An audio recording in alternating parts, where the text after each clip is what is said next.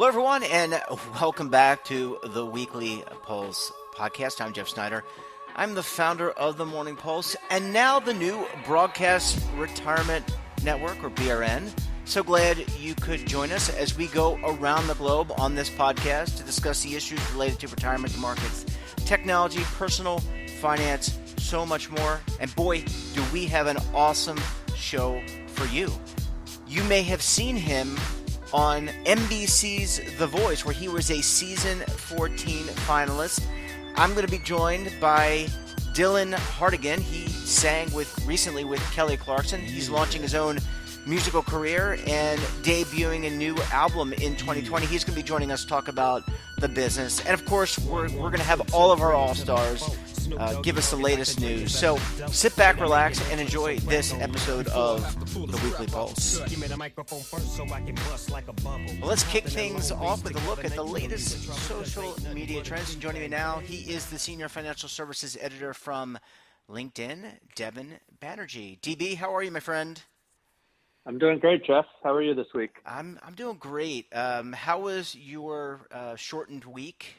Was it really shortened, or are you out still looking at LinkedIn and doing your job even though you're supposed to be off? Yeah, this past week was not shortened for reasons I'll get into actually in our segment, but we had a big launch this week. It was our LinkedIn top startups lists globally. So these are the smaller companies, the younger companies, I should say, that people globally want to work for. So we did do a bit of work last weekend, but it was a busy week. But happy it's the end of the week. Yeah, and that's awesome to hear. So what's top of mind for you? I know you're probably going to get to this list, but what have you been tracking in terms of the latest trends in your neck of the woods?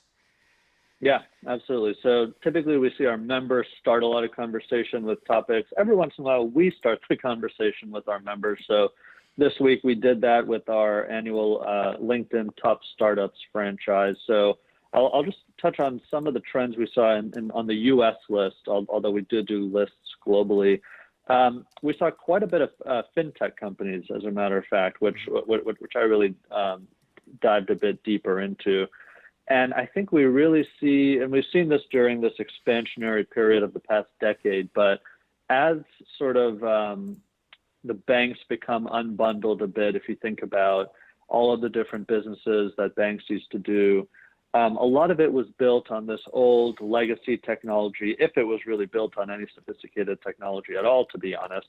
So we've seen a lot of companies, seize on that opportunity. So near the top of our list, number 5 was Brex, which is this new lender, a credit card company for startups, they call themselves. So they offer short-term credit to other startups who are growing quickly. Number 7 on the list was Robinhood, which I did a deeper dive into. This is a stock trading app that kind of bucks the brokerage industry trend by charging no commissions on trades, which we've actually seen drive a lot of the traditional brokerages to also lower their commissions. And definitely some more. We saw Ellevest, the financial advisory firm founded by Sally Krawcheck on there, and some others. So definitely worth checking out this list. I'll just say on the fintech front, I really pushed a lot of our companies on the list, including Robinhood, to really kind of share more about their plans for what happens in a downturn. As you know, we're now in a territory of a record length in this economic expansion. And while there aren't a lot of signs, or there are some, but who knows, while we haven't seen the downturn occur, I did push Robinhood to talk about how they're preparing for that. So a lot of them are betting on, the diversification of services. Robinhood hinted at, and beyond just trading features, they might think about more complex features to address savers and investors' needs over time, which really piqued my interest, and I thought I would share with you. I spoke with the COO, and she wouldn't share a lot. I don't think she's able to share a lot, but I'm thinking that they're thinking about tax tools, budgeting tools, all that kind of stuff down in the future. So really interesting list of companies. And again, these companies, it's not just us picking companies out of the air. Our data is showing that these are companies where people want to work, and these are companies that are hiring at a very fast clip. So for those listeners and viewers out there, who are thinking about, startups or smaller companies that are hiring, this is actually a great list to take a look at. And is this list part of, I know, just so the audience is aware, that you publish something every week called This Week in Finance, and you can follow Devin on LinkedIn, obviously. That's where he works, but he also is very active there. But would this list fall on that page that you put together or that newsletter you generate every week? It is, yeah. And this week's edition of This Week in Finance, which is our roundup of top finance conversations on the platform, yes, the list is definitely linked to in there. Absolutely. And some other topics on that roundup this week and stuff that we're really paying attention to. One is, the profession of economics and how kind of inhospitable it has been at times to women in the past. So this is an industry, and if you look at sort of the pipeline, so if you look at undergraduates in the U.S. who are studying economics, so women account now generally for about 58% of undergraduates, but among economics majors, women make up less than a third, so about 30%. So, which is actually up quite a bit from, as you can imagine, the past few decades. So this is an industry and a kind of career path that has just not had a lot of women in it in the past. That's definitely not an excuse for how inhospitable it's been, but we're seeing a lot of different steps being taken. So this is based on a Wall Street Journal article this week that really talked about a lot of these different steps. But one, for example, is that at a lot of these job fairs, a lot of these conferences where economics majors and young economists come to look for jobs. I mean, as of quite recently, a lot of the interviews were held in like private hotel rooms where there weren't a lot of people around. And they're obviously, pretty dominated by male figures who were in the hiring, who kind of had the hiring power and were in the position of authority. And, most of the time nothing bad happens, but it doesn't even matter if something bad isn't happening. I think what we've learned societally in recent years is that if someone feels uncomfortable, even if someone intentionally isn't making them feel uncomfortable, if someone feels uncomfortable, then things need to change. So it's a really interesting article that we featured, and we're seeing a lot of conversation around. We're seeing a lot of young women come out on that trending item that we featured, saying these are great steps. I do feel uncomfortable a lot. I've never spoken up, and a lot of people know it's not the intention of more senior people, but they have felt uncomfortable in the past. So economics as a profession has not been spared from this societal move to taking some steps to, remedy these issues. They call it the dismal science. And to quote Harry Truman, right. I think Harry Truman was always looking for a one-handed economist because, economists say on the one hand, right? That was the quote from good old Harry, who was actually born on my birthday, May 8th. Oh. For a little that is a great quote. Yeah, it is a great quote because they always. I've known a lot of economists, and I appreciate. You can never. Going back to your previous comment or the discussion item where you were talking, I think it was the Robin Hood COO that you were talking to, yeah. And that we've been talking about this recession, and you and I and others on this program have been talking about, are we talking ourselves into a recession? And you made the point that this is the longest economic expansion I think we've ever had. I think that was the point you just made. Yep. And are we talking ourselves into that? And I think you look at what some economists say, and I don't think anyone really has their finger on the pulse, so to speak, the morning pulse, so to speak, on this. So I think it's all true. good. No, it's a lot of people saying on the one hand this, and on the other hand that. And there's no clear conclusion. And and I think, it's impossible to predict, but I totally think you're right. And I think we talked about recently how, the media, which is funny because I'm a part of it, but I do think a lot of the media just really overplays things. And there's real threat of talking ourselves into a slowdown. Yeah, because I think a lot of people aren't tuning in. They just want to live their lives and go through and save and have a good life and life for their families, and they're not really thinking about this or that or tit for tat or I know Jay Powell spoke today because that was all over the I saw it on Yahoo and some of the other places, and obviously it makes sense to cover it, but I don't think people are really thinking about it in day-to-day terms. I think they're like, okay, well, let's, and I think we've talked about, I want to get your thoughts on this and actually, shut up for a minute is, we've got job and I think wage numbers and wages have been very flat. And, I think they've remained flat even since the Great Recession. So, Yeah. But anyway, so I took you way off track. So any other hot topics? We've got about a couple minutes left.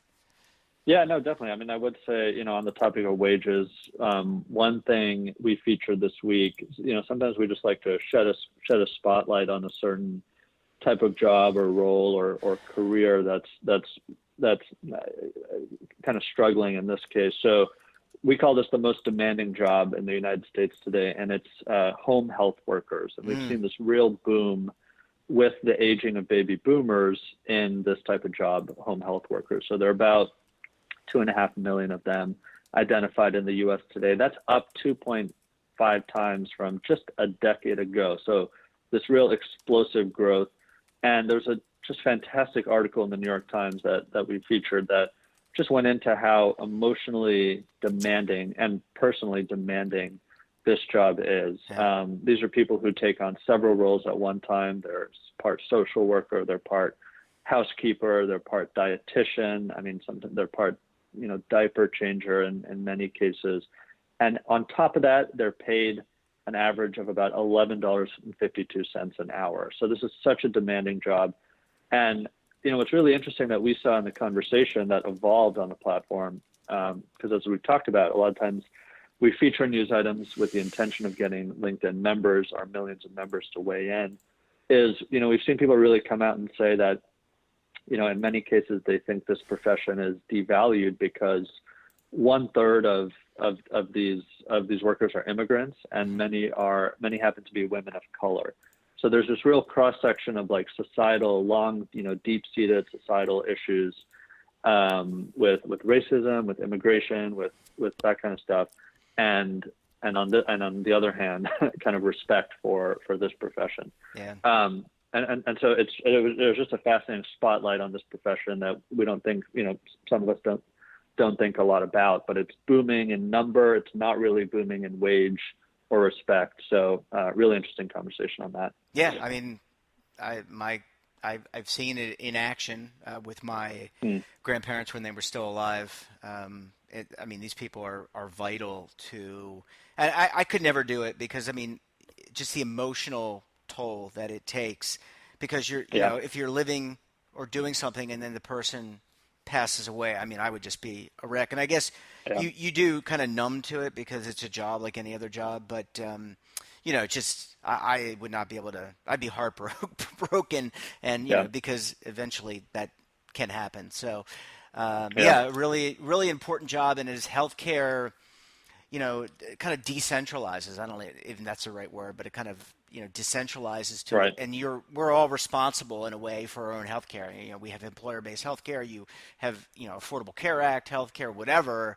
Ultimately, you own it to some extent, and having people that you can trust to support both yourself and your family during end of life or whatever is really important. And like teachers, not paid enough for the work that they do. And I don't really have an answer to that, but I think acknowledging that is a good first step. Devin, always a pleasure speaking with you, and thanks for being our first guest on the network. That was awesome. You're amazing, and I seem to hear that you're going to be back again Monday. So you're an amazing person. Great work as always, and LinkedIn, wonderful tool that people should certainly check out if they're not, and I can't believe they're not, but they should. So until next week, we will talk with you soon, my friend. Sounds good, Jeff. Appreciate it. Bye-bye. Welcome back. And now we're going to shift gears and talk technology and consumer products. And joining me on the line today from Washington, D.C. at FinCon, and who's going to get into that in a couple of minutes, Daniel Klein, senior tech reporter from The Motley Fool. Hey, Dan, how are you? I am good. I feel like I've been someplace else every single week we've done the show for like 6 months. I know, it's amazing. But before we get into what what's top of mind in terms of FinCon and financial and technology. How are you doing? How's the family doing? How are people in Florida doing with all this Dorian stuff going on? So I totally appreciate the sentiment, and this was the biggest dud of a storm. And to be fair, from the beginning, there was always the possibility it took this one path where it didn't hit us. But we battened down the hatches. We got all of our supplies, batteries, food, water, everything you need. And then literally got up Tuesday morning when it was supposed to hit. Mm-hmm. And at one point, it rained hard for about 10 minutes, which happens pretty much every day in Southern Florida. Nothing happened. So very grateful, worried about my friends in the Carolinas, heart absolutely bleeding for the many, many people I know in the Bahamas. I've spent a lot of time in the Bahamas this year. And just what a wonderful people and a beautiful place. But those of us in South Florida, we are very happy to say we did not get hit. Yeah, I echo those sentiments. Saw some of the news footage today, and I was heading out and just horrible. So I know that the United States and other sovereigns are sending some support, but I think the death toll is just going to be horrendous. And the people of West Palm, literally, we have police officers using their personal boats to take supplies over. Mm-hmm. The cruise line that goes to Grand Bahama is literally filling a cruise ship with first responders and supplies. So the support has been overwhelming. I've literally done this show from Nassau, which did not get hit particularly bad, but one or two islands over. So, very near and dear to my heart, and certainly going to be doing what I can personally. Yeah, absolutely. So, as hard as it may be, let's turn our attention to FinCon. Why don't you, and then I know you've got some other topics you may want to cover in the next 10 plus minutes. So why don't you give the audience the lowdown of what FinCon is? Because up until you told me you were going, I had no idea. And I'm pretty in touch with what's going on. Yeah, so FinCon uses the slogan, Money Nerds Unite. And it's basically a conference for people who are in the financial writing, blogging, podcasting world. You should actually be here. So it's really just a way for a ton of people to connect that, a lot of baby bloggers, people just getting started, a lot of people on the advertising side, the technical side. So if you want to go to a seminar on how to get your YouTube page from 0 to 10,000, there's that. But then there's also I'm doing a piece on what freelance writers do wrong when they're looking for work. That's my talk on Saturday. So there's just all sorts of panel discussions, some big time keynote speeches, but mostly it's a social way to hang out with people who kind of understand the world you live in. And, you don't have to explain basic personal finance. They already know it. So it's a very big social hangout.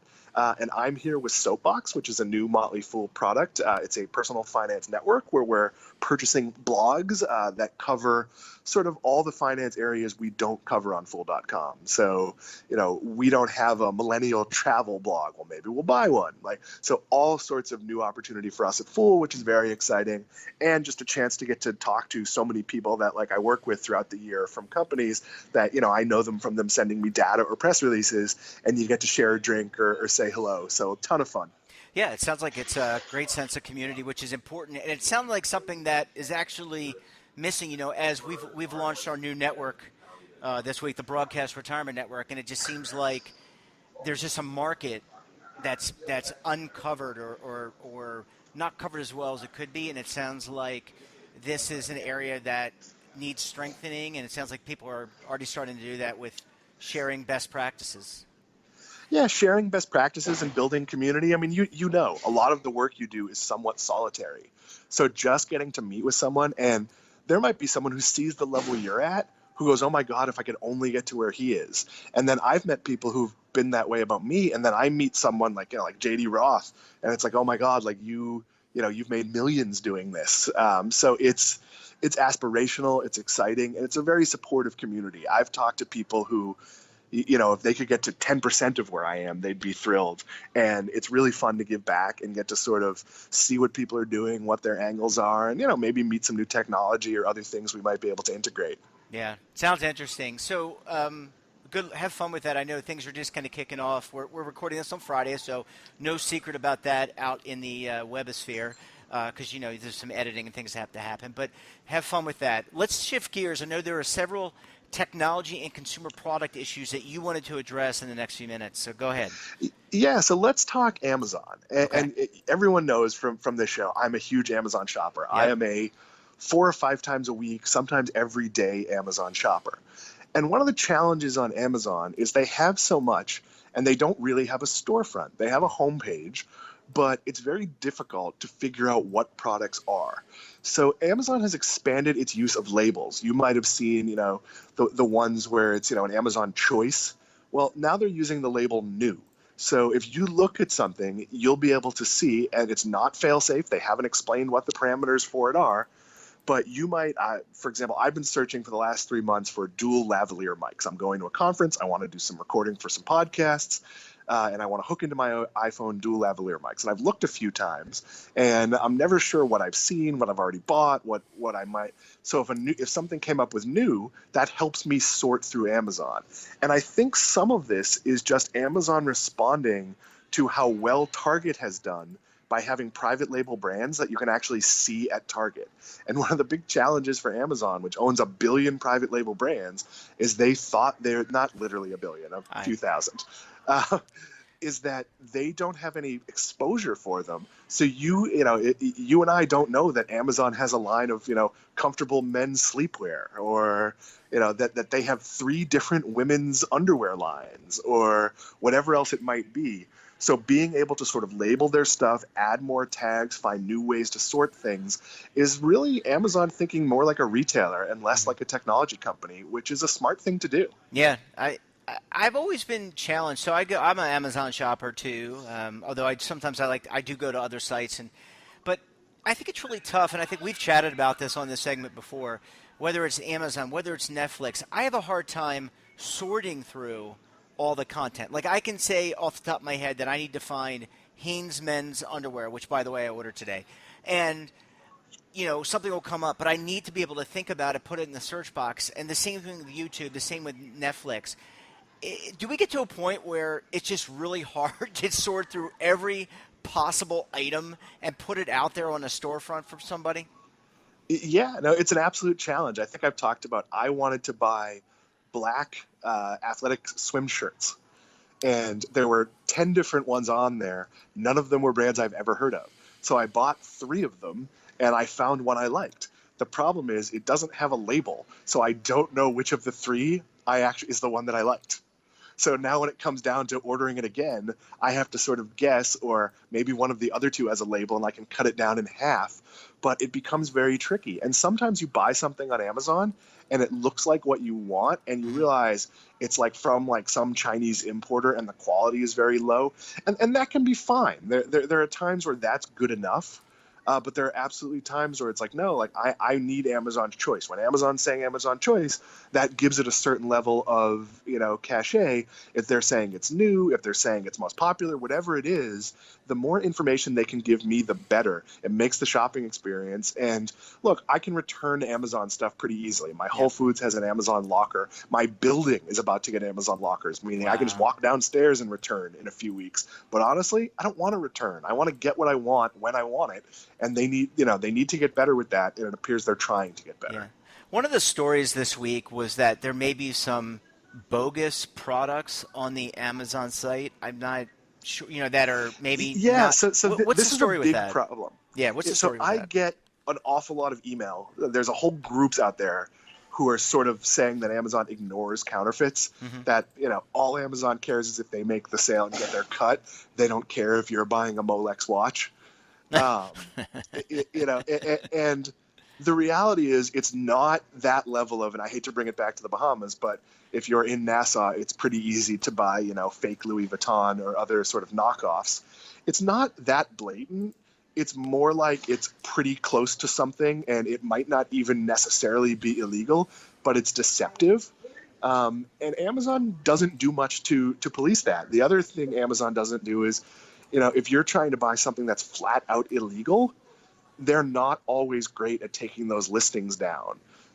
So if you wanted to buy, I don't know, pet pills or something that maybe is behind the counter at the pharmacy, and you literally don't know what you're getting, Amazon has been maybe 80-20 about taking that kind of stuff off. You can often find things that they're not supposed to be listing, and then if you went back in 2 hours, maybe it's gone, but maybe it was up for 2 or 3 days.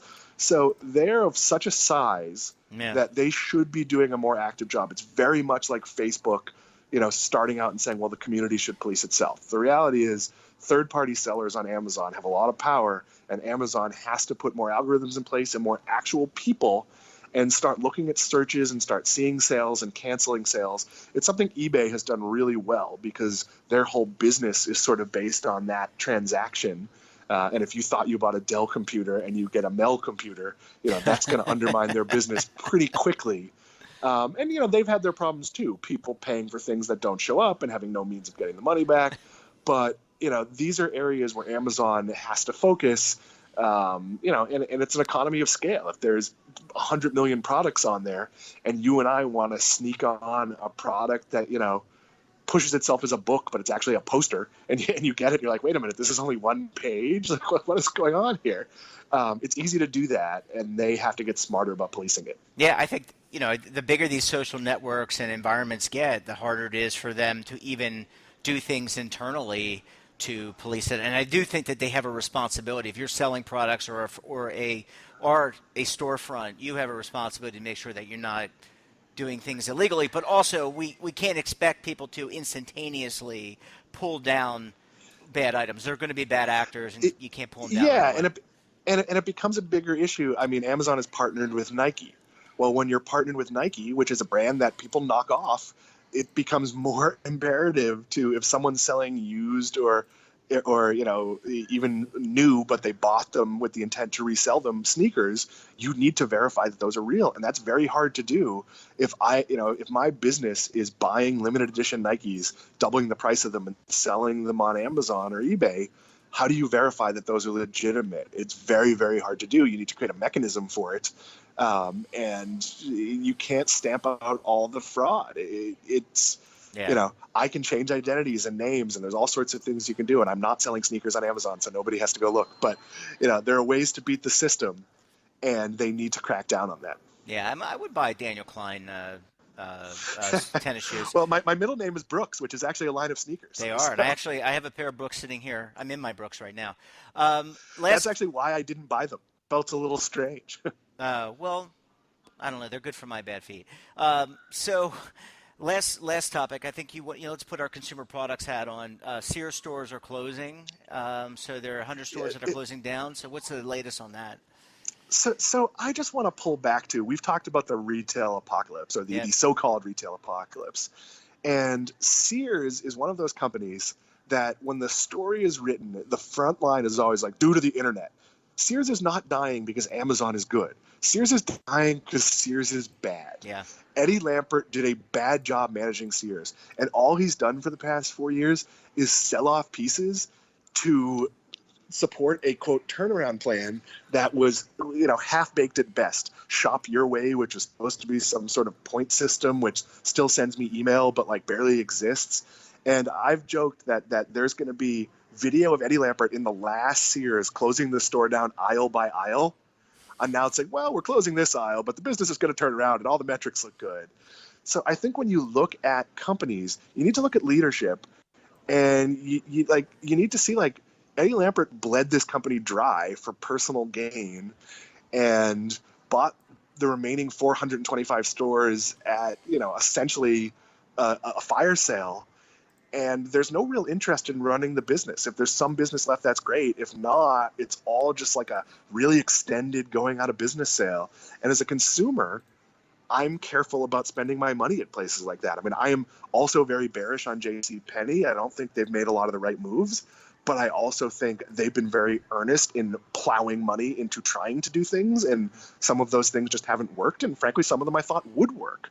So if I'm going to pick between one of those two companies to go buy a pair of pants, geez, I'm going to go to JCPenney that has a thoughtful CEO who's putting an honest effort into preserving jobs, as opposed to going to Sears where, it's basically a pirate took over the company. Yeah, I think you're right. I mean, I think, companies survive or don't survive based on the response to the market conditions and adaptation. And that's an example where maybe they didn't adapt to the changing environment and adapt their skill sets and adapt their people and all those other good things. So a lesson to be learned in business schools and in and out of business schools, I'm sure.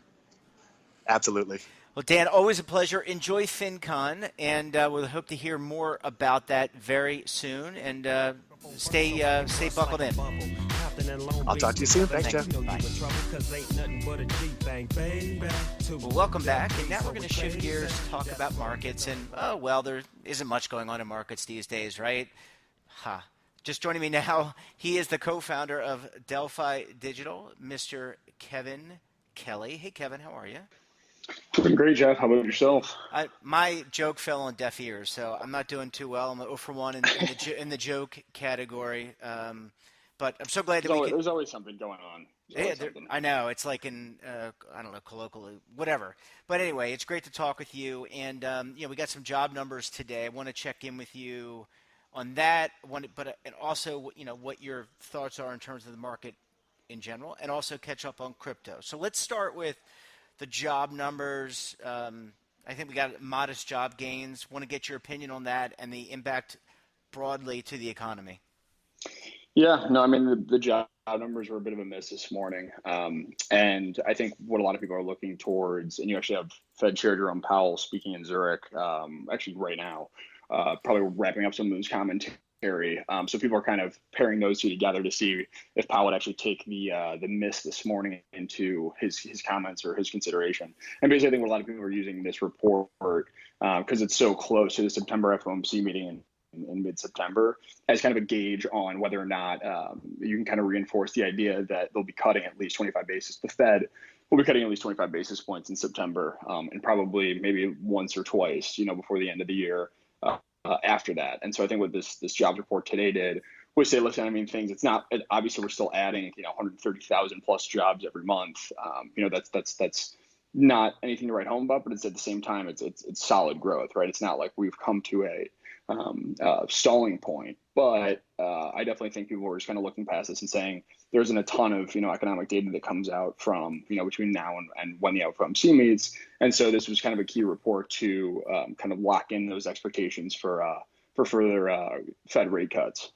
So modest job growth maybe didn't meet the expectations. We've had market volatility. There has been trade talk, right? The Chinese, the U.S., tariff talk. We've talked about that numerous times on the show. I think the audience probably tunes us out when we talk about that, so we won't go into that. Seems to have been, because they're engaging in trade talks, though, things have seemed to be stabilized because the market was pretty good over the last 5 days. I think it was up yesterday. We're recording this on Friday. Longer term, though. So we just went through this rate increase. Now we're talking about rate decrease by a quarter point. Any thoughts about it's mixed quite messages quite there? The shift, right? Quite the shift. I mean, and again, we've talked. You don't want to take any week out of context, right? You want to look at kind of the longer term trend. But no, to your point, I mean, the market, you're starting to see the idea of, and the trade talk, if you want to call it progress, is really still very surface level, right? It's really just commentary from the Trump administration saying they're basically going to try and restart or get talks back on track. There isn't a whole lot to go off of that, right? I mean, that could change tomorrow, but it has certainly kind of alleviated some of the pressure, some of the selling pressure on the market, which is why you're seeing a bit of a rebound, the last couple of weeks. But no, I mean, to your point, I definitely think that that's probably the largest external risk that's hanging over equity investors right now, and by nature you're starting to see that. You've seen a lot of that reflected in bond prices too, because you have yields on U.S. Treasuries sub 2% at this point, and they ticked up a bit this week, but at the same time they're definitely in a very kind of overbought position when it comes to bonds. So you have seen people pile into more kind of safe haven fixed income assets.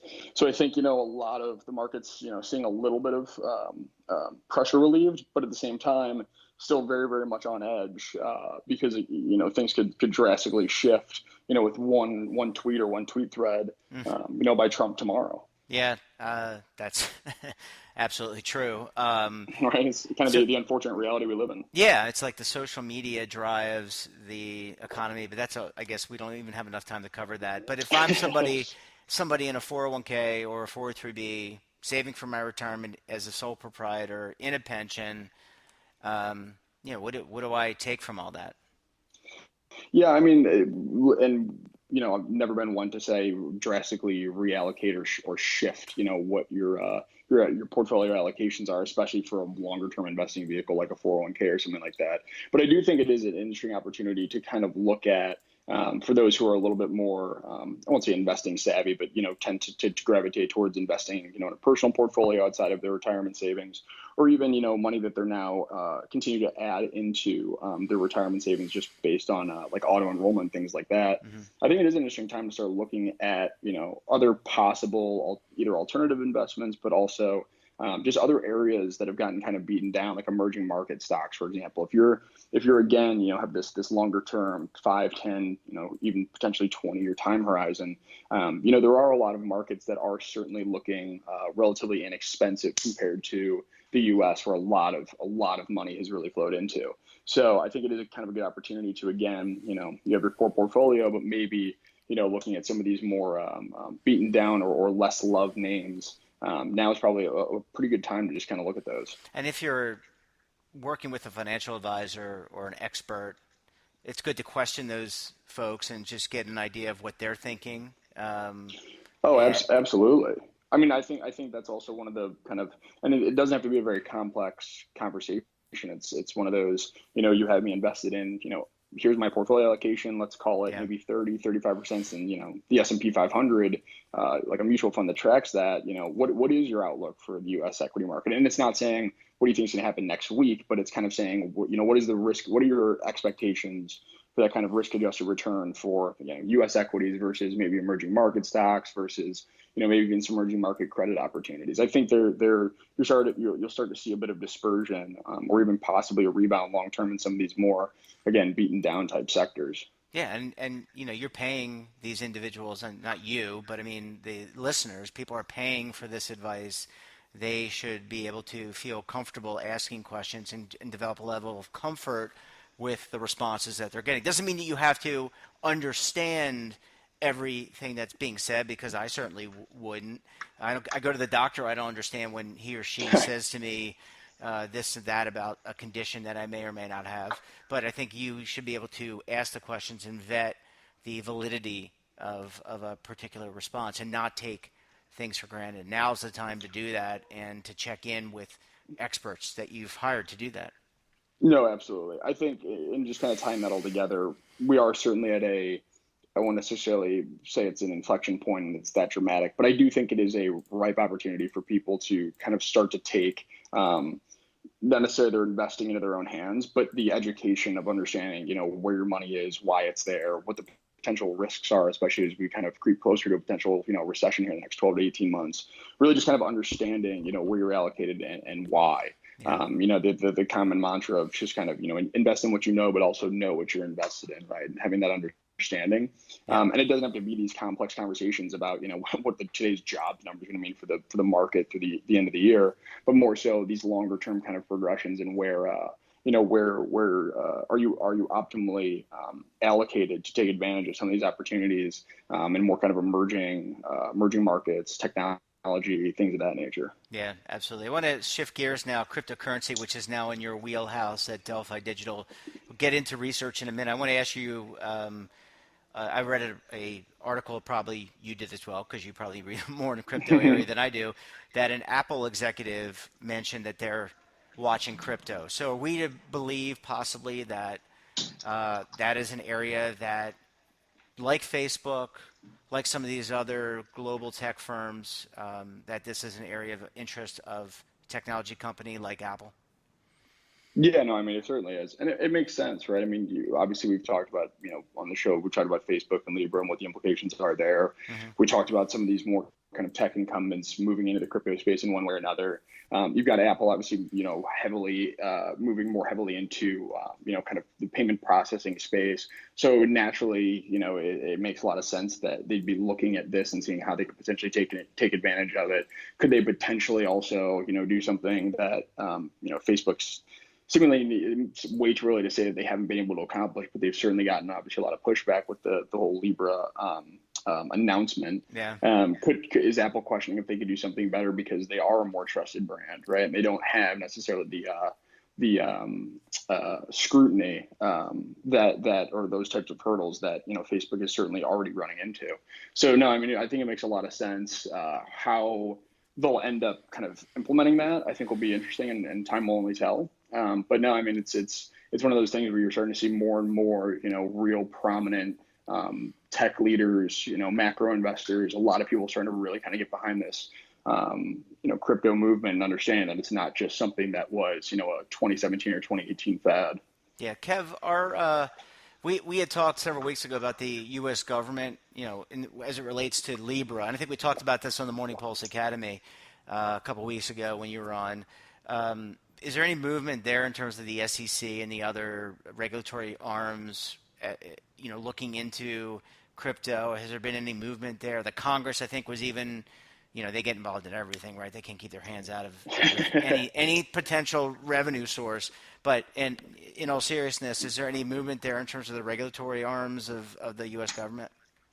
Not a ton in terms of the regulatory arms, especially here in the U.S. But I mean, you have seen. I mean, a good example was you had Mark Carney, who's the heads up the BOE, so the Bank of England, and he's I believe he's an ex-Goldman guy, so he's very kind of market centric, and he came out and had this kind of long speech at the Central Bank Economic Summit in Kansas City, or excuse me, in Jackson Hole a couple weeks ago, and he literally laid out the potential use case for this kind of non-sovereign, not tied to any real one government, global reserve currency. And he actually mentioned, Facebook's Libra as a potential, not saying that, promoting it or kind of putting his bid behind it, but saying that type of structure is something that kind of helped generate or influence, his address, because he's kind of on his way out. So I think he's starting to try to figure out what his legacy is going to be. And he's trying to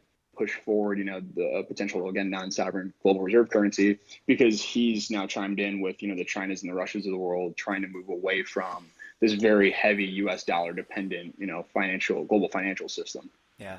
Last question, Delphi Digital themes or anything you can share in terms of research in the last minute, things that you're looking at as it relates to crypto and some of the conversations. I know obviously you can't share what you're actually talking to clients about, but just maybe some broad themes maybe in the last minute.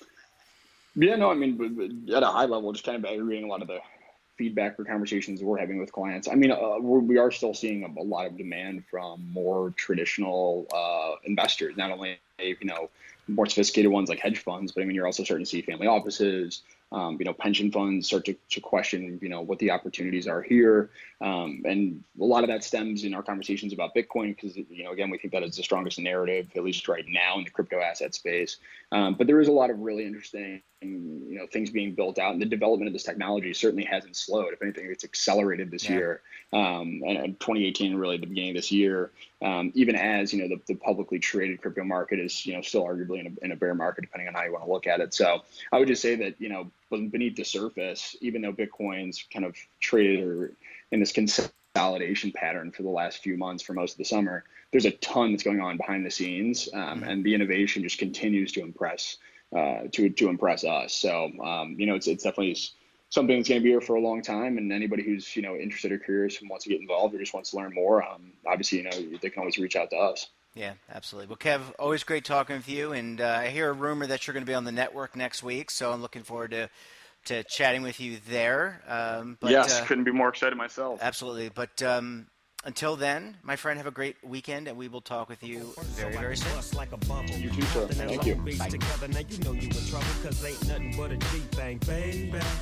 Welcome back. And wow, I am really excited for our next guest. He's a singer-songwriter, and you probably have seen him, I hope you've seen him, on most recently in season 14's as a season 14 finalist on NBC's The Voice. Now he is set to debut his first album. Welcome to the show, Dylan Hartigan. Hey, Dylan, how are you, my friend? Hey, Jeff, I'm great, man. Thanks a lot for having me. Hey, man, thanks for coming on. I am really excited, first of all, to meet you, at least virtually. I've obviously seen your performances on The Voice. Absolutely amazing. You've got an incredible story. And there's so many different things I want to talk to you about, but why don't you give us a lowdown? I mean, Let's talk about this debut album. You were on the road with Kelly Clarkson. You've got a great team that's producing your album. They're well known, well known in Rolling Stone magazine. Could you give us a little bit of a background on the great album? You've got this wonderful, soulful voice. Would you mind doing that? Yeah, absolutely. So the genre of music that I make is indie folk rock music. Mm-hmm. And indie has kind of taken its own world, I guess, in the term of genre. It used to just mean independent, but now it kind of has a lo-fi sound to it in a sense. So it's indie folk rock. Think of Mumford and Sons and John Mayer's Continuum album. It's a funny story. We met everybody that's working on the album at a Kelly Clarkson concert, which I played at in Allentown, Pennsylvania. So Maggie Rose was also playing with her, and her manager, Austin, heard the song that we played and fell in love with it. And I guess long story short, now we're making magic with them down in Nashville. That's amazing. I'm just real excited for you because you had this awesome soulful appearances on The Voice. Now you're in Nashville, Tennessee, which is like the heart and one of the hearts and souls of the U.S. music business. Tell us about Nashville and what it's like to, go there and cut a record and work with all these professional producers and musicians. That's got to be an amazing feeling. It's almost unlike anything I've ever experienced before. And I've been doing this for a really long time. I mean, I've been in the entertainment industry since I was 3 years old, professionally working and auditioning. And the energy, I guess, that surrounds Nashville is not only pure, but just so badass in terms of musicianship and character and the people that live there. They're fueled by music. I mean, it's eat, sleep, and breathe music down there. And the people that I get to work with and have had the opportunity to work with, I created almost a family and a world around it. I mean, I got to work with Kyle Whalum, or Whalum, I guess. I call him Kyle Whalum, who's a bass player for Katy Perry and Kelly Clarkson. I had Sarah Tomek on the drums. I mean, musicians that are just unbelievable players as well as people. And man, it's like, I always imagined that I would get to a point in my life where I would feel like the art that I'm making resonates in my heart. But I wasn't sure if I would ever get to a point where the art that I was making resonated in my heart when I heard it back on a recording. Yeah. It's one thing for it to really sit in your stomach and your soul when you're playing it. It's another thing to hit play on something and it still sits in the same place. And that was almost a surreal experience for me. It was like I had the guitar in my hand and the words were coming out of my mouth, but they weren't, Yeah, let's talk about the creative process because, I am not a professional singer-songwriter, but I do play the guitar and sing, although it's Grateful Dead music, so a little bit different genre. Dude, though. That's good stuff, though, right? I love Grateful Dead. I mean, I know it's good stuff. But what's the creative process like? Because there are two sides to what you're doing. There's the creative aspect of producing and creating the content for this record, which is going to be amazing. And then there's the business angle. And we'll get to the business angle in a little bit, how you built this process, how you built this business. But take us through the creation and how you create something out of nothing from your heart, from your soul, and put it out there for people to listen to. Tell us about that. So it's interesting. There's actually an old quote from Bob Dylan, and I don't know it verbatim, but it says something along the lines of, I didn't make the music, it was always there, I just found it. And I think that says a lot about my personal creative process. I feel as though I'm in moments in my life and things happen to me that have happened thousands of times in the past. The only thing is the world and the feelings around me and everything that affects me managed to find its way onto a piece of paper with words, and then it gave itself a melody, and I just so happened to be the one that it exited out in terms of like a communication towards the world. way. And So oh, go ahead. I'm sorry. Go ahead. Yeah. Well, I was going to say I have effects and the things that are going on in my head obviously affect the music, but I think it's always there. I'm just the one that had the privilege of putting it out.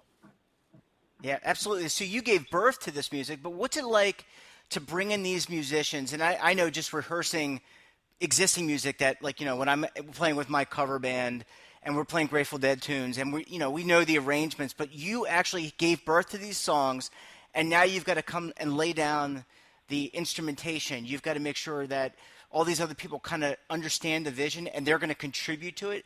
What's that process like? Because that's, you've got all these different personalities, right? And they want to fulfill your vision, but at the same time, you want to make sure that what you have thought of comes to fruition. Yeah, Jeff, it's actually, it's really scary approaching it. But the thing is I had the ability to meet every single person who played on the record and every single person, like the producer, Bobby Holland. I had the ability to meet all of them before we started working on it. So I got to know their personality and I got to know the people that they were and the things that they cared about. And one common thing amongst everybody on this album, the one thing that they care about more than anything in this world is their families. And that really sits well with me because I'm a huge family guy and we kind of run our business, which we'll talk about later, as a family. So I was able to trust, I guess, every person on this album wholeheartedly, which is not an easy thing to do. And not a lot of people get to do when they're working with, I guess you would call them mercenary musicians for hire. Yeah. So and also, like, these musicians are wildly talented. So if I went in there with a bass line part or like a drum part, that would just be foolish because I wouldn't be allowing them to affect the music with their unbelievable artistry that they've managed to survive off of their entire life. Yeah, that's I think you make some good points. I mean, music is a collaborative experience, and you want to give people the latitude, if you will, to add layers to what you're envisioning. You brought up I'm sorry, go ahead. Well, yeah, and also not just from the standpoint of playing, but also from the standpoint of writing. I mean, I always envisioned my first album to be all self-writes. Mm-hmm. But as I met all of these people, I had co-writes, and now I have co-writes on the album there's this band, Them Vibes, who played on the album and also have a co-write on the album. And after I met them and we had a writing session together, it felt right for what we made to make it onto the album because it just resonates so much, I guess, with the world, Very cool, and I'm so glad that everything kind of worked in sync. I mean, that's like the most important thing when you're building something is that the people around you support the vision. They understand what you're trying to achieve, but then can add something to it. Let's switch gears and talk a little bit about the music business. So, you're no stranger to this business, to entertainment. You've been in it for quite some time, both as an actor and as an entertainer, singer-songwriter. Give us the lowdown on building the business. Obviously, you've got to have the right management. You've got to have the right team, which it seems like you do have in place. But could you give us, especially for those aspiring musicians, singer-songwriters out there, tell us a little about behind the scenes and working in this very challenging and difficult business. Yeah, so we are doing, we're approaching it differently than I would say most singer-songwriter artists would approach trying to make it in this industry. We have a business, I guess, platform set up for ourselves where we're building from the bottom to the top so that once we have everything in place, all of the music and everything, we can kind of pass it down all of the branches that we created. So we have, my sister is my manager and she finds the connections, and we have Austin, who we're working with, who is co-managing on the record. And it's interesting. We haven't been crowdfunding. We haven't been taking donations. We've been taking investments. Mm-hmm. and we break down the business in numbers, which is kind of from my creative headspace. It's a very difficult thing to do, which is why I'm glad I have like my sister and Austin in it as well, so that I can view the creative and they can view the business. So I'm not like the master of business with this project, but also I don't think I should be, because you should have 100% in each realm, 100% in creative and 100% in business, rather than 50-50. But we do it from an investment standpoint. So we raised $33,000 out of our $50,000 12-month goal, and their investment. So we have a silent investor who basically invested the money and got a broken down percentage of the end game, which would be royalties from songs. It would be, you know, all this stuff that gets money from the music, essentially. So that's kind of how we're doing it, and it's different than most people do, because they go right into the headspace of, let's get a record deal. Right. And record deals essentially have 80% goes to the record label, and then 20% goes to the artist. But we've built it in a way where we created ourselves as our own label. We built a team that can do what a label can do, maybe not to as expansive of a reach. Maybe the arms aren't as big as a label's arms would be, but it's a matter of just keeping, like, extending them and grabbing as many things as we possibly can, so that when it comes down to it, we can make as much bang for our buck with as much music as we're putting out.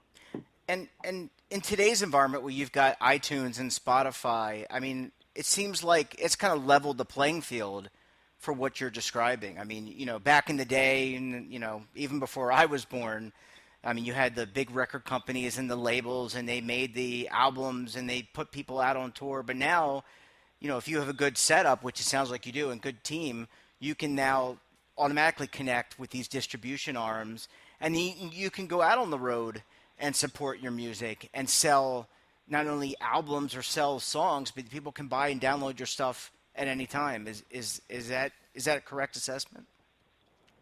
It is. The only complicated thing with the more opportunity is that fame doesn't necessarily guarantee sustainability from a business standpoint. And by fame, I mean, you know, like internet attractiveness and followers. And I guess more specifically, streams don't guarantee pull to shows, which is how an artist gets money, or pull to merchandise, which is another way how artists get money, or sync is another word, which is when, you know, songs are brought onto television shows or commercials, and that's how you gain money. Streams don't really bring in anything. You get, I don't know what the technical number is, but it's like 0.0001 cent per stream, which is crazy.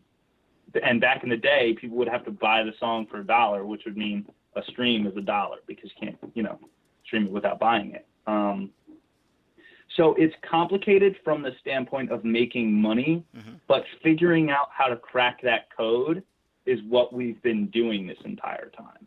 We're figuring out how to, I guess, find the stat that increases show draw, or merch purchasing, or the stat that increases, I guess, money inflow. Yeah, is what we're doing as a business. That's really cool. That's really cool. So the album's going to come out, or has come out, and now are you going on tour? I know you've played with Kelly Clarkson. You were on The Voice. I mean, you've got some big brands that you've been associated with. Will you go out on your own, or will you do some headlining of shows? How's that going to shake out for you? So the album's coming out in 2020, and once the album drops, we're going to be planning a tour, whether it's opening for a bigger artist, or whether, I don't know, somehow, some way we figure out during our single releases that there's a huge draw for us on the West Coast, then we'll plan a solo West Coast tour or Middle America tour. The getting on the road thing isn't a problem for us. I mean, I have a big van I named Charlie that we can just hop in at any point and play shows for any number of people. We also work with this company called So Far Sounds, which is an unbelievable company if you haven't heard of them. They do these small-ish intimate shows where they don't allow electronics in the room. Well, they allow them in the room, but you're not allowed to use them. Right. And it brings back the intimacy of live performances, which is a huge thing that we're into. We're like advocates for bringing back the intimacy of music and the attention and the care for detail in the songs and lyricism and musicality and everything like that. So the company is really awesome to work with, and they do self-drawn shows. So we don't have to worry about promoting or street teaming or anything like that. That's cool. And, I think we were talking earlier about the Grateful Dead and just using them as an analogy. When they would play humongous venues like Giant Stadium or RFK Stadium, we're talking 60, 70, 80,000 people. It's not very intimate. It's not intimate for the artist. It's certainly not intimate for the band or for the fans. Yeah, I think that's pretty cool. Yeah. The intimacy of shows is a huge thing. It's beautiful. I mean, even when I get to the point of playing shows like that, which I believe we will get to a point of playing shows like that, I'm still going to play intimate shows for smaller crowds for not a lot of money, because I find that the people that spend, there's a thing out there that's, I'd rather have $1 from somebody with $2 than $1,000 from somebody with $1 million or something like that, Yeah. So the people that really care about it and the people that want to show up and share in that energy, I feed off of that feeling, which is the only reason why I play music, is the feeling of it. Yeah. So yeah, that's never going to stop, ever. That's awesome. Well, Dylan, I am so excited for you. It sounds like you are really on your way, in terms of getting this album going, getting your business model set. And we wish you all the best. Thanks so much for sharing part of your story, because you never can share all of it, certainly in 20 minutes. But we really appreciate you coming on the show, and we'd love to have you back when the album drops, and we can share some of it on the. Some of it, not all of it, some of it on the podcast and with our listeners, because I'm sure they would love to hear it.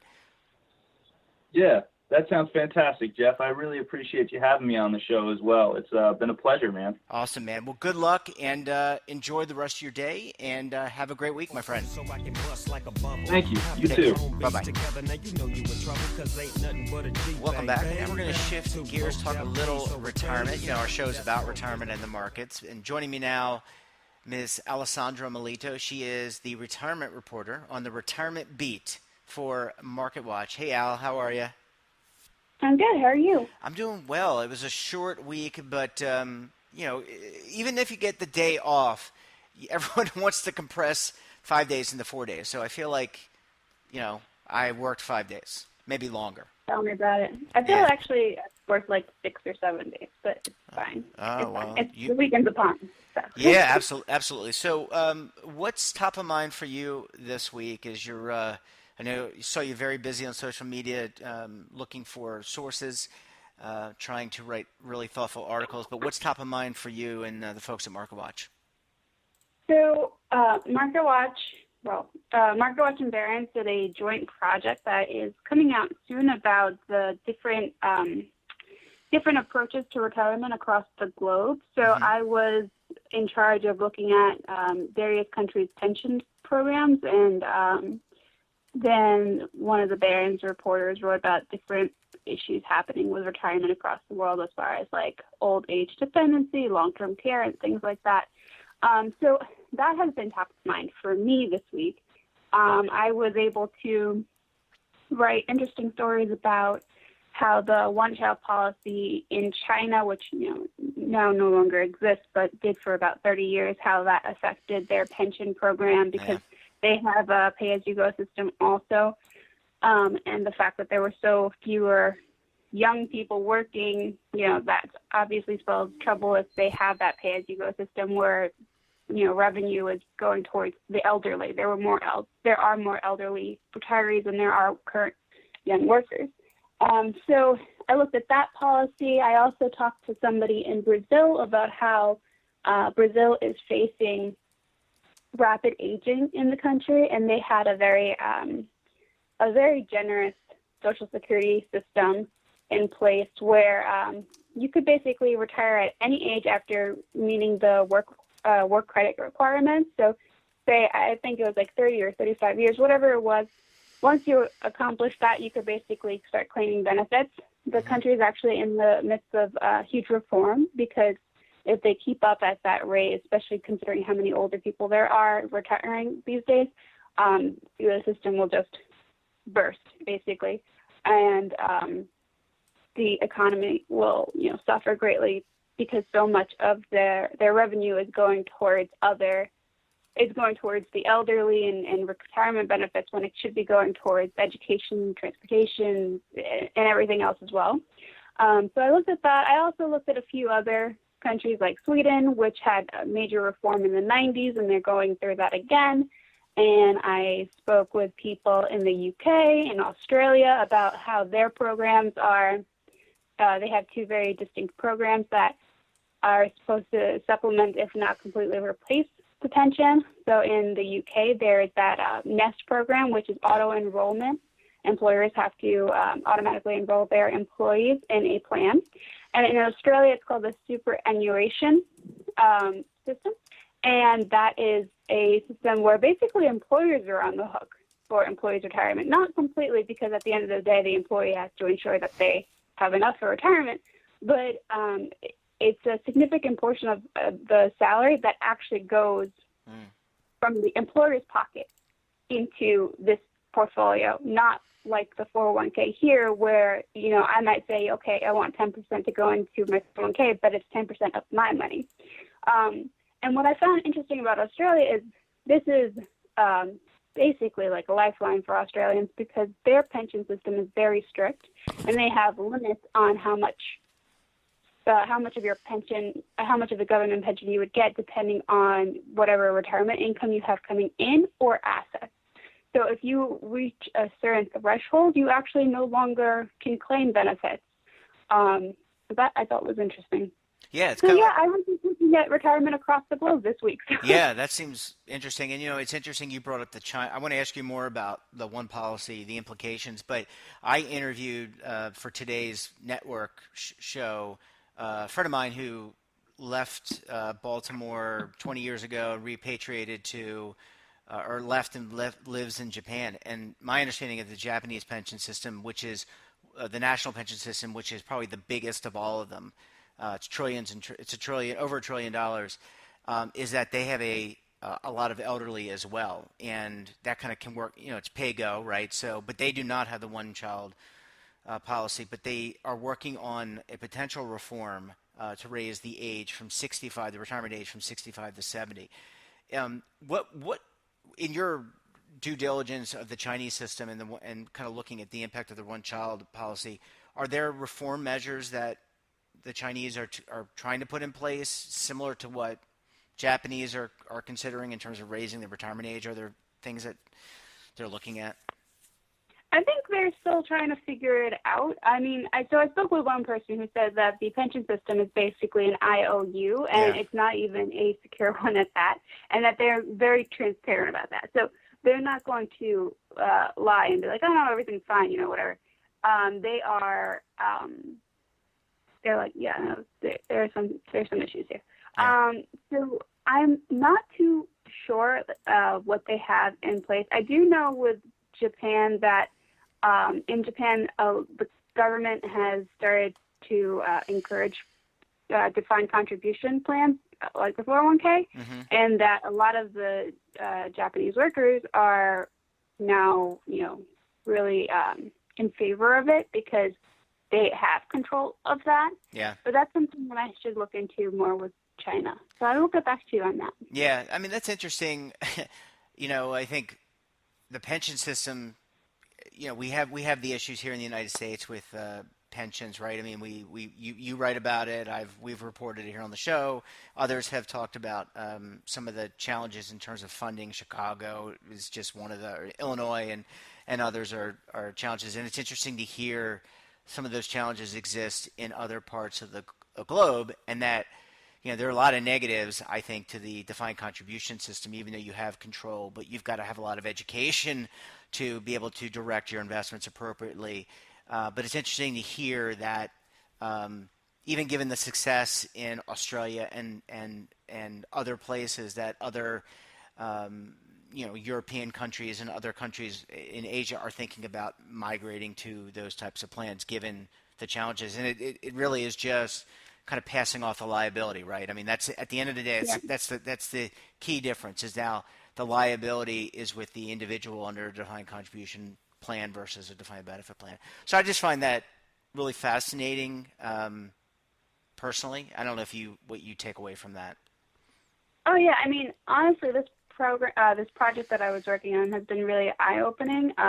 What I've also found interesting is that, a lot of the countries that I looked at, and even the ones that I didn't look that closely at, they all have very similar issues to the U.S.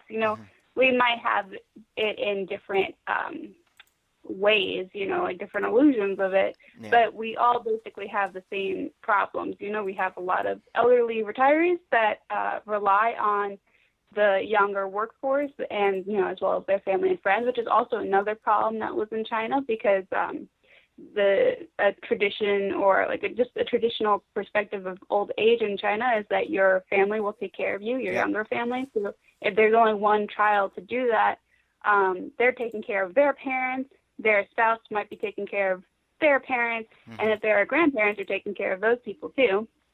So you have a lot of elderly people who rely on the younger workforce. You have not everybody saving enough for retirement. Even with the UK program in Australia, they do have those, automated enrollment programs and the superannuation fund. But then it becomes a matter of, are you putting enough away into those accounts? So say you are putting 10% in, from Australia, your employer is doing that. Oh, that's great, but is that enough for you to live in Australia? Because then the worker is encouraged to contribute more of their own money into that plan.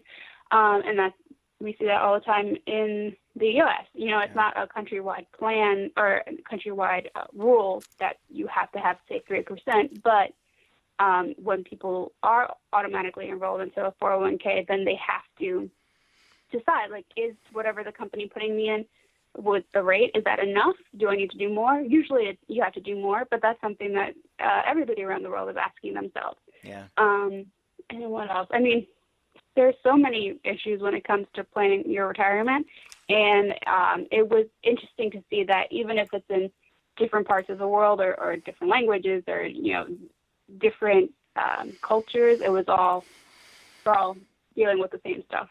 Yeah, absolutely. I mean, people are people. And it sounds like Allie, it just sounds like we need a baby boom.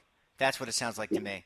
Honestly, yeah. Yeah, it sounds like it. So, Allie, have a great weekend. Thanks for the great reporting, and looking forward to reading the report that comes out with Barron's. Take care. Great, thank you. Bye. Welcome back. And so we decided that, real estate and retirement, two very important topics, and as much as we love Allie and Jacob together, that we were going to split them off into separate segments because it's just so important. And joining me now is Mr. Jacob Passy. He is the real estate reporter for Market Watch. Hey, Jacob, thanks for joining us. Great to be on. Great to have you. And I know you are on the real estate beat, always full of great real estate content. So what's top of mind for you this week? Even though it was a compressed week, I'm sure it wasn't compressed in terms of real estate coverage. No, there was some big news on that front. So first of all, late yesterday, the Trump administration, the Treasury Department, and the Department of Housing and Urban Development, so HUD, released their plans for housing finance reform. And this has been, anticipated quite a bit for many months now. Back in March, President Trump ordered Secretary Mnuchin to create a blueprint for housing finance reform. And so basically the plans released late yesterday are kind of the fulfillment of that. And there's lots to unpack. The biggest thing that the plans kind of go into is, basically starting to outline what the end of conservatorship for Fannie Mae and Freddie Mac would look like. So as listeners probably are well aware, during the financial crisis, Fannie and Freddie were placed into conservatorship with bailed out by the Treasury Department, and have basically, since then, they've basically kind of operated in this weird zone where they're, their own companies. They continue to buy home loans and securitize them, but they basically were required to sweep almost all of their profits to the federal government, basically paying back the money that they were bailed out with, and then some, depending on who you talk to. There are lots of folks out there that are very passionate about this issue. So the plan kind of started going into detail about, how it would work to, recapitalize them, whether, detailed, kind of how the Federal Housing Finance Agency, the FHFA, which is their regulator that was created during, in the fallout of the financial crisis, that the FHFA could start to, draw down those profit sweeps, allowing, Fannie and Freddie to retain their profits more and more, and some other things. So that's a big deal. But what's interesting about the plan was that it, went into a whole lot of other territory beyond just, ending the conservatorship. I mean, that was kind of ostensibly the top line issue here, but when you dig into the plans, there's a lot of interesting nuggets in them. So one big thing that the plans kind of call for, and actually I should back up and say, a lot of the suggestions that the Treasury Department and HUD both made can't necessarily happen right away. Some of the suggestions and recommendations they made are administrative changes that, the regulatory agencies and those two departments themselves can make without any, other, branch of the government's approval. But there are a lot of changes that they propose that would require congressional approval. And, most people you talk to right now are basically of the mind that it's, next to impossible for any, major comprehensive housing finance legislation to pass Congress right now. We're in an election, we're gearing up for an election year. Democrats and Republicans are unlikely to, come to an agreement on, an issue like this because, especially, Democrats are probably thinking, we have a chance of retaking the White House. Wouldn't it look good for whoever that Democrat is if, they could, in the first few weeks of their administration pass a major housing finance reform bill, things like that. So unlikely that we'll see any changes there, but still, kind of interesting to be considering because these are, a lot of these changes that are being proposed are changes that, different real estate groups have been calling for years now. So one of the big ones, going back to what I was starting to say, is the Trump administration basically has called for more private sector involvement in housing finance. So what does that mean? They basically, since the crisis, in the lead up to the crisis, mortgage-backed securities were being made not only by Fannie Mae and Freddie Mac, but by a lot of, private companies, banks, et cetera. And after the housing crisis and financial crisis, that private label, private securitization basically kind of came to a standstill. There's a little bit of it going on, but not much. And what that means for, the whole banking industry, lending industry is that, the reason that companies securitize their mortgages is and sell them and whatnot is to, create cash capital that they can then, use to lend to more people, create more loans. So that was a big deal, that dried up a lot of the capital that banks had access to make new loans.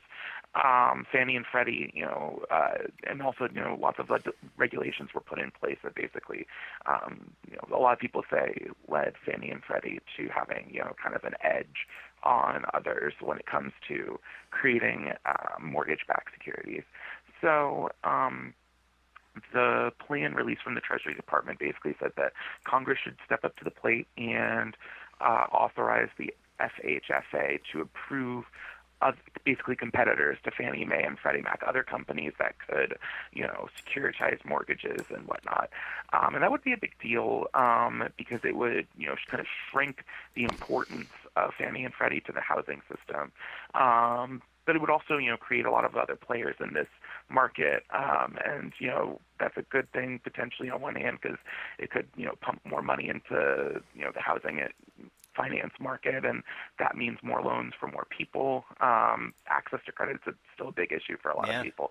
On the flip side, I'm sure there are a lot of people who have bad memories of the MBS market, mortgage-backed securities market, in the lead up to the financial crisis, and don't want a replay of what happened in, 06, 07. So that's one big change. Another big change that I think people should keep an eye out on is the Treasury Department and HUD both kind of called for, kind of a reevaluation of the loans that are being bought, sold, or securitized. So basically, for Freddie Mac and Fannie Mae, they are securitizing, buying a lot of loans that are cash out refinances, loans for vacation homes, etc. The Federal Housing Administration, FHA, they're backing more and more reverse mortgages, etc. And some of these are riskier loans. A cash out refinance is riskier than just, a rate refinance in a way because, the homeowner in question is, taking money basically out of their property to use for whatever. Those types of refinances were what got a lot of people in trouble during the housing crisis. So, and basically the two plans, the one from HUD and the one from the Treasury Department, kind of said, a lot of these other loan products are not really meant to be part of the core mission of Fannie Mae, Freddie Mac, and the FHA. Their role is supposed to be more about just getting people into homes, right? So both plans were light on the details, made lots of recommendations, didn't say much how those recommendations would come to fruition. But if we start thinking about a major reevaluation, if the SHFA were to say to Fannie and Freddie, you can't. You need to stop buying so many, loans that back vacation homes. Well, that could have an effect on, people's ability to afford to purchase those things, people's ability to get a cash-out refi, et cetera. And that's something that consumers should be on the lookout on. All of this is, down the line, though. Nothing's going to have change tomorrow. We're talking 6 months, years, 5 years for a lot of these changes to go into effect. But a lot going on. Yeah, absolutely. And what's interesting, and we only have about a minute left, is people still. Does this help people? And I think it does because it creates competition. But this would help people buy homes because, as you said to us in previous segments of the show, is that many new buyers aren't buying, and they just have either don't have the capital or there's just not they can't afford to buy these now very expensive homes in certain areas of the country. So maybe this helps some of that. It could. If you talk to Elizabeth Warren, she would say it doesn't help. She's already come out against the plan, and other Democratic lawmakers have as well. In particular, they are wary of a lot of the changes that would ostensibly shrink the size of Fannie Mae and Freddie Mac because they make the point that they're major drivers of the housing finance system right now. Right. That and then that without them, kind of in their current setup, a lot fewer loans would be made. And one last thing, I just wanted to end on one other piece of housing-related news separate from this that readers are probably interested in. Good to note that mortgage rates came down again this week. They are now at the lowest level since October 2016. And folks looking to buy a home or refinance should keep an eye out. It's looking like rates will continue to come down at least a little bit more. The Federal Reserve is expected to cut short-term interest rates at the end of the month. And the mortgage market typically prices that into the rates that it offers in advance. So in the next few weeks, we could see rates come down even lower. Yeah, awesome. Well, they're broken up, but they're still friends, just with different segments. Jacob Passy, always a pleasure talking with you. Thanks for the real estate coverage. Love that very much. Have a great weekend, and we will talk to you again next week, my friend. Yeah, talk soon. Welcome back, and now it is time to welcome in the Legal Eagles. They are retirement rock stars, and this is our retirement legislative segment. Hey, guys, how are you?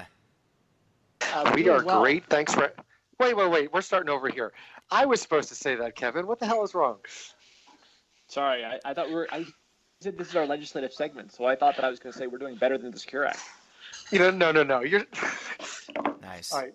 We're doing this again. Here we go. 3, 2, 1.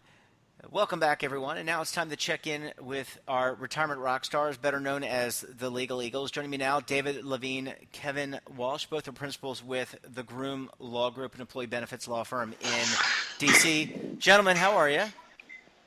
We're doing well. We're not sure. We're probably doing better than the Secure Act this week, but we'll find out. I'll leave that to Kevin. Yeah, Kevin. So what's top of mind for you this week, or for you and the Eagles, I should say? Top of mind for me and the Eagles this week is I anticipated we'd get some questions from you about the Secure Act, so I thought we would just lead with it. Go for basically, what's going on is Congress comes back on the 9th. They've been away now for about a month, and we're rapidly approaching the end of the fiscal year. So by the end of September, they need to pass some spending bills, an appropriations bill. When we talked about the Secure Act, we were saying, the least likely path forward at this point is standalone. The most likely path is getting attached to an appropriations bill. In all likelihood, the first spending bill will just be a continuing resolution, which is basically we want to keep the lights on and we haven't figured out what we're going to do, so we're going to punt for a few weeks. But there's still some sense now and a little bit of building optimism that the final appropriations bill that funds the Department of Labor through the end of the next fiscal year could have the Secure Act attached to it. Wow, that's good news. If they can kind of push that through, David, it'd be really nice to kind of get an opportunity to get a vote on something in the Senate. Well, clearly, if you were a judge, you were clearly going to be voted on at this point. But the Secure Act, as Kevin said, my view of the world is people should be optimistic, but we just have to see because there are so many people pushing for it. But the challenge is the longer the legislation sits, the more you have people coming out. We all talked about the op-ed in the Wall Street Journal where people came out. We're not trying to say you should kill it, you should not kill it, but the reality is there's a lot of support for it. But you can, as things wait, the chances tend to ebb and flow. So, Jeff, when you ask us next week, maybe we'll have a different answer, but we'll have to see. I hope so. Well, Congress will be back, so hopefully they'll have voted and it'll pass. But anyway, I don't want to get... And to manage... Go ahead. To manage expectations a little more, I mean, I think we'd like to see the Secure Act pass, but we'd also like the government to stay open. So, the baseline for a good September would be that the government passes a funding bill. The baseline for a better September would be that Secure gets attached to something. But as we've learned, the lights don't always stay on. And there could be even better because, as we've talked about before, there's a whole wave of other legislation behind the Secure Act that is just kind of sitting behind the dam. So let's hope at some point the Secure Act moves towards resolution. Absolutely. So what else? Go ahead, Kev. So the other thing that we're thinking about this week is arbitration agreements and ERISA plans. So in the last couple of years, the Supreme Court has released a series of decisions that have really upheld the ability of corporations or potential defendants to include arbitration provisions and kind of compel people to go to arbitration rather than federal court. Now, I'm not getting into the ups and downs of why one would choose arbitration over federal court or kind of the pros and cons of the two.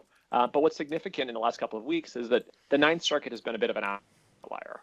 And the Ninth Circuit had some precedents on the books that implied that, even if you put an arbitration agreement in your plan, you can't prevent participants from suing you in federal court.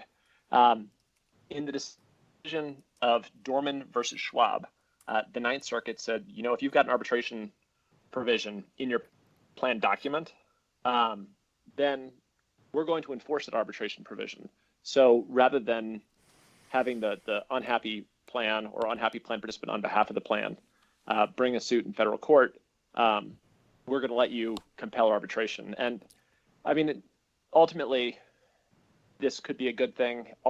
Ultimately, it's going to depend on how your plan's drafted. It's going to depend on what your employment agreements say, whether this is enforceable. But it's a shift that kind of signals if you're a plan fiduciary, if you're a plan sponsor, not a plan fiduciary, if you're a plan sponsor, you may want to consider adding an arbitration provision to your plan document. David, do you have any thoughts on this? Yeah, I'm going to dive in a little deeper. First of all, there's a couple things to remember. This decision is in the Ninth Circuit, which is kind of the West Coast, so it's not national. But a lot of people are looking at it because the Ninth Circuit has usually been, for many, one of the more liberal, protective of like rights to sue circuits. So that's number one. Number two, as Kevin said, it's important to keep in mind there is no silver bullet. Sometimes there are some people who think arbitration is great, but the challenge you can have is, does it result in a sort of splitting down the middle too often? And there's that concern. Second of all, there's a never-ending challenge of deciding, okay, well, what's covered by this? Do we have class arbitrations? Do we have individual? It may sound great to force everybody to individual arbitrations, but as having worked with many large plans, you can have death by 1,000 cuts where each person brings a claim. And then suddenly you've got to do all these arbitration proceedings. It doesn't mean that that's wrong, but it means you need to think carefully as you evaluate this, evaluate where your plan is, what law controls, and look forward. But it's definitely something that shows ERISA, in a sense, coming more into line with a lot of the more recent Supreme Court decisions on arbitration. Where this goes in the future, we'll have to see. I think a lot could depend on the 2020 elections, but I'll leave it at that. Yeah, well, a lot of really good information there. You know, I am holding out hope that when Congress returns, the government stays open. That's number one. And number two, I hope we have some good news next week that things are moving forward on some of these, either the Secure Act or parts of the Secure Act. Gentlemen, always a pleasure chatting with you, and wish you both a great weekend, and we'll chat with you all very soon. Take care. Thanks for having us on. Bye, guys. Have a great weekend. Bye. Welcome back. And so we decided that, real estate and retirement, two very important topics, and as much as we love Allie and Jacob together, that we were going to split them off into separate segments because it's just so important. And joining me now is Mr. Jacob Passy. He is the real estate reporter for Market Watch. Hey, Jacob, thanks for joining us. Great to be on. Great to have you. And I know you are on the real estate beat, always full of great real estate content. So what's top of mind for you this week? Even though it was a compressed week, I'm sure it wasn't compressed in terms of real estate coverage. No, there was some big news on that front. So first of all, late yesterday, the Trump administration, the Treasury Department, and the Department of Housing and Urban Development, so HUD, released their plans for housing finance reform. And this has been, anticipated quite a bit for many months now. Back in March, President Trump ordered Secretary Mnuchin to create a blueprint for housing finance reform. And so basically the plans released late yesterday are kind of the fulfillment of that. And there's lots to unpack. The biggest thing that the plans kind of go into is, basically starting to outline what the end of conservatorship for Fannie Mae and Freddie Mac would look like.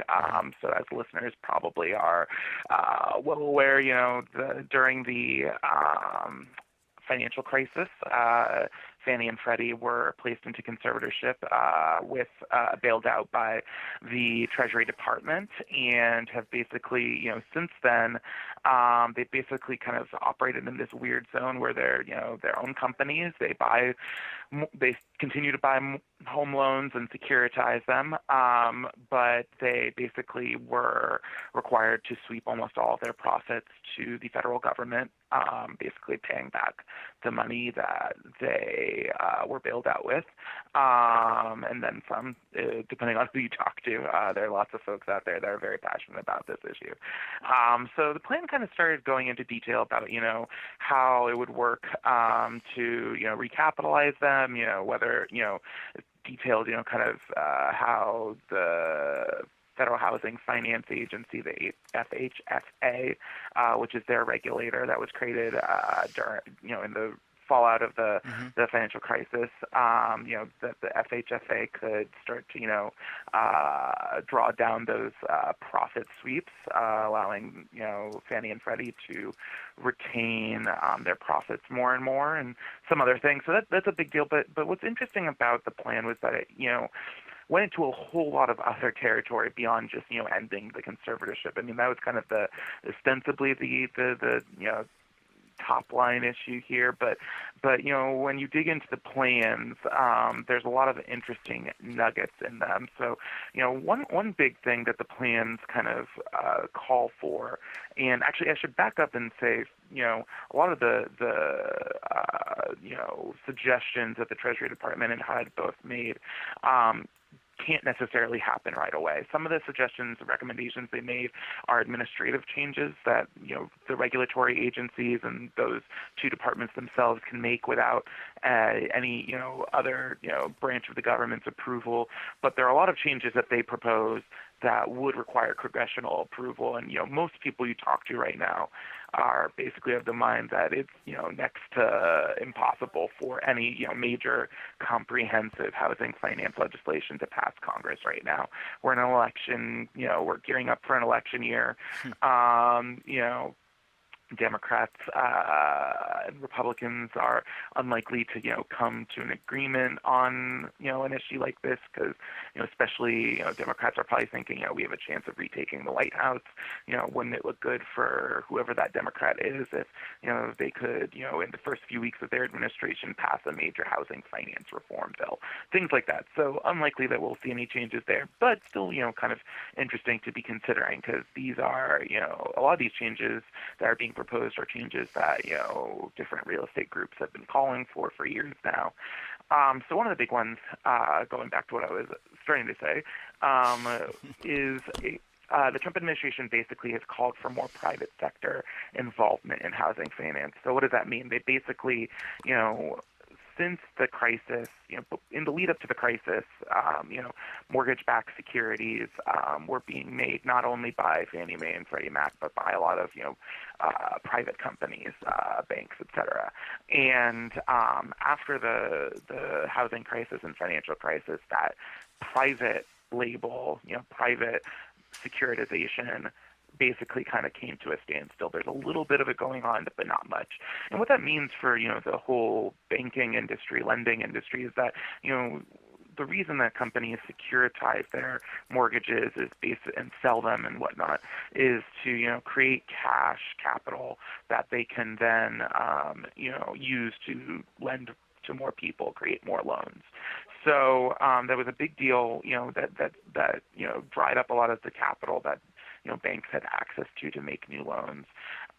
Fannie and Freddie, and also, lots of regulations were put in place that basically, a lot of people say led Fannie and Freddie to having, kind of an edge on others when it comes to creating mortgage-backed securities. So the plan released from the Treasury Department basically said that Congress should step up to the plate and authorize the FHFA to approve basically competitors to Fannie Mae and Freddie Mac, other companies that could, securitize mortgages and whatnot. And that would be a big deal because it would, kind of shrink the importance of Fannie and Freddie to the housing system. But it would also, create a lot of other players in this market. And, that's a good thing potentially on one hand because it could, pump more money into, the housing finance market, and that means more loans for more people. Access to credit is still a big issue for a lot of people. On the flip side, I'm sure there are a lot of people who have bad memories of the MBS market, mortgage-backed securities market, in the lead up to the financial crisis, and don't want a replay of what happened in, 06, 07. So that's one big change. Another big change that I think people should keep an eye out on is the Treasury Department and HUD both kind of called for, kind of a reevaluation of the loans that are being bought, sold, or securitized. So basically, for Freddie Freddie Mac and Fannie Mae, they are securitizing, buying a lot of loans that are cash out refinances, loans for vacation homes, et cetera. The Federal Housing Administration, FHA, they're backing more and more reverse mortgages, et cetera. And some of these are riskier loans. A cash out refinance is riskier than just, a rate refinance in a way, because, the homeowner in question is, taking money basically out of their property to use for whatever.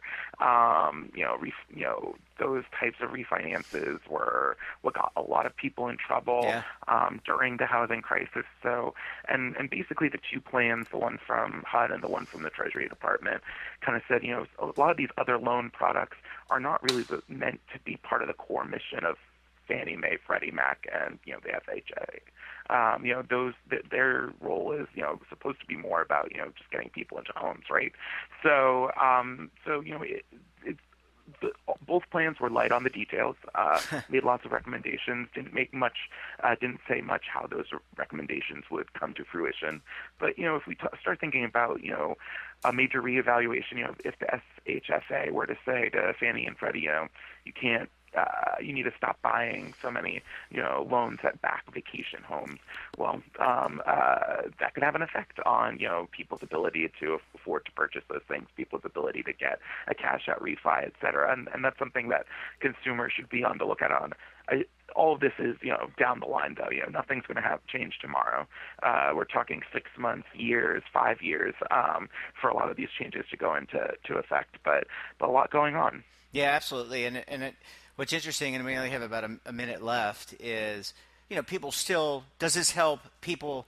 And I think it does, because it creates competition. But this would help people buy homes, because as you said to us in previous segments of the show, is that many new buyers aren't buying, and they just have either don't have the capital, or there's just not they can't afford to buy these now very expensive homes in certain areas of the country. So maybe this helps some of that.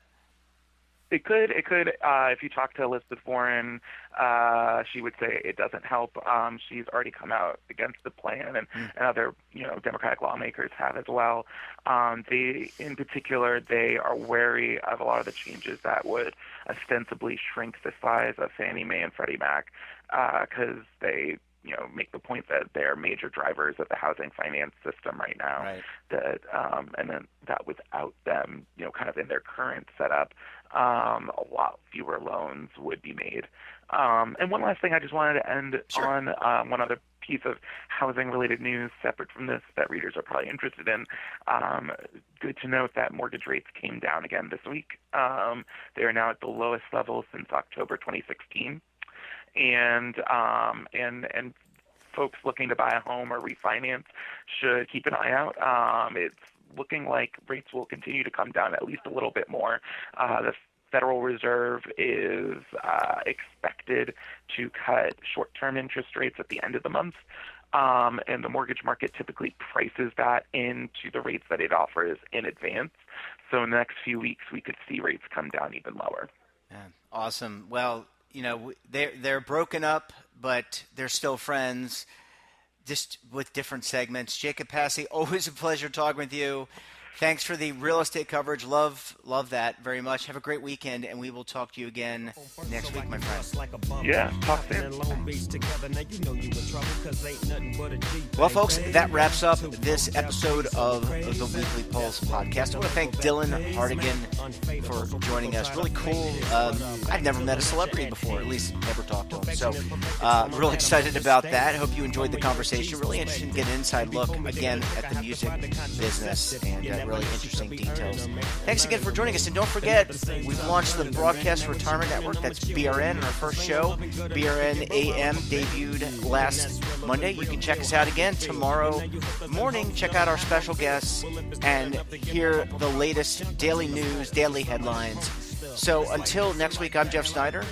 Enjoy the rest of your weekend, and we'll talk to you all very soon.